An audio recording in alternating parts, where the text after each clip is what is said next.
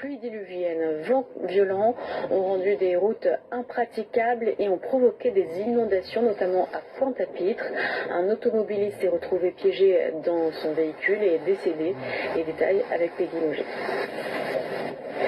Les rues de Pointe-à-Pitre submergées. Et sur cette image, des automobilistes en difficulté.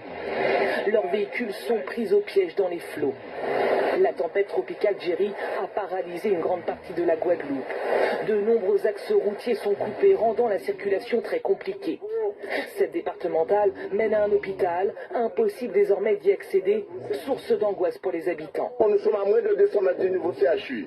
Si nous avons une personne qui est malade, impossible de se rendre dans le nouveau CHU. Jerry a frappé l'archipel des Antilles en pleine nuit. Des orages violents qui ont surpris les habitants dans leur sommeil, accompagnés de pluies diluviennes. 200 mm sont tombés en 3 heures, l'équivalent de 2 mois de précipitations. Dans certains quartiers, le niveau de l'eau ce matin atteint le seuil des maisons. Devant ces enseignes commerciales, c'est un torrent qui déferle. Les rideaux sont restés baissés. Dans les terres, de l'eau aussi à perte de vue. Ce sont des hectares de culture perdus.